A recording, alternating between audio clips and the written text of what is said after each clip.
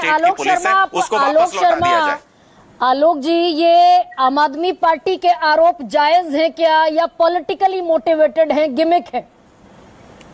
देखिए, मुझे लगता है कि अगर आज पंजाब में आम आदमी पार्टी की सरकार नहीं होती तो किस पर भरोसा करते? और जब तक आम आदमी पार्टी की सरकार पंजाब में 2022 तक नहीं थी, तब तक किस पर भरोसा कर रहे थे? क्या दिल्ली पुलिस पर भरोसा नहीं था? Z+ सिक्योरिटी पर भी भरोसा नहीं है। इनको चलो ठीक है, वो फर्जीवाल हैं, वो यू टर्न लेते हैं, उनको पहले किसी तरह की सिक्योरिटी की जरूरत नहीं थी, आज सब तरह की सिक्योरिटी की जरूरत है। अब वो 22 कमांडो पंजाब से आएंगे, वही सिक्योरिटी देंगे? क्या पंजाब की जो टेररिस्ट ऑर्गेनाइजेशन से जिन लोगों को थ्रेट मिलती है, क्या वो सब जगह पंजाब के कमांडो ही पहुंचकर उनको बचाते हैं? लेकिन अगर वो कमांडोज थे भी आलोक जी, तो ये तो बाकायदा खुफिया एजेंसियों का इनपुट है, और जैसे ये देश में व्यवस्था है कि अगर ऐसा कोई इनपुट और अलर्ट जारी होता है तो police professional extra alert mode पर होते हैं, रिव्यू की जाती है सिक्योरिटी। देखिए, मैं समझता हूँ कि 22 कमांडो भी दे दिए, उसके बावजूद शाही फेंक दी गई। हाँ। 22 कमांडो आ गए, उसके बावजूद किसी ने पत्थर फेंक दिया। तो इसके बारे में अगर वहां पर दोषी दिल्ली पुलिस है तो 22 कमांडो भी दोषी है, फिर उनके बगैर कैसे हो गया ये? दुर्भाग्य ये है कि जब से चुनाव शुरू हुआ है, 2 महीने 3 महीने से चुनाव का जब से ये पूरा माहौल बना है, तब से इस तरह की घटनाएं आ रही हैं। कांग्रेस पार्टी ना तो हिंसा का समर्थन करती है। लेकिन ये तो आलोक जी एक सेकेंड, ये तो भाई 2011 में चप्पल फेंक दी, 2013 में स्याही फेंक दी, 2014 में थप्पड़ मार दिया, 2014 में पीठ पर मारा, फिर 2014 में ही स्याही अंडे फेंक दिए, 14 में ही गाड़ी पर पत्थर फेंके गए। ये चुनावी तो नहीं है ये सारे हमले? नहीं, मैं नहीं कह रहा। देखिए, चुनाव से चुनाव जब आते हैं, जब इस तरह की घटनाएं बढ़ती हैं, हाँ। हम फिर भी चिंतित हैं। वो मुख्यमंत्री हैं और सब लोग कहते हैं इलेक्टेड मुख्यमंत्री। अरे भाई, इलेक्टेड ही होते हैं, बिना इलेक्शन के कोई मुख्यमंत्री नहीं बनता इस देश में। बात है। हाँ।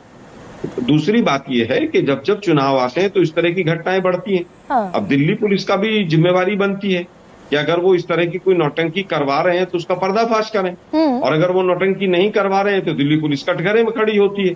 तो दोनों की जिम्मेवारी है।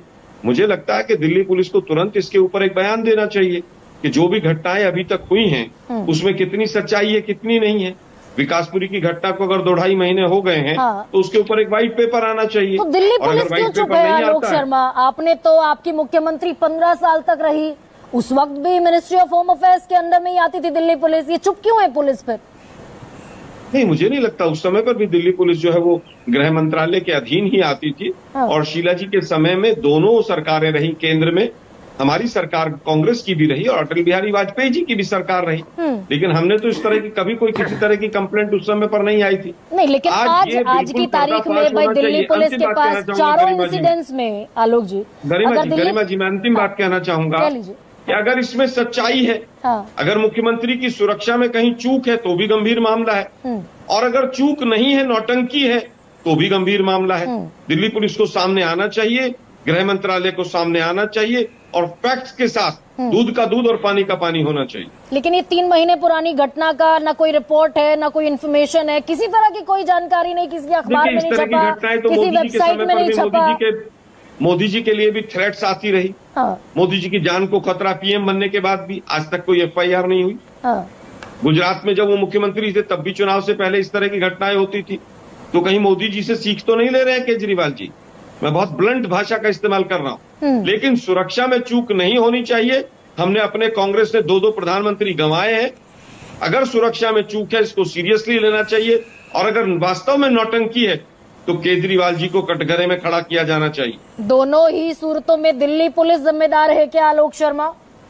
बिल्कुल, पूरी तरह से दिल्ली पुलिस जिम्मेदार है, और दिल्ली पुलिस को एक व्हाइट पेपर लाना चाहिए।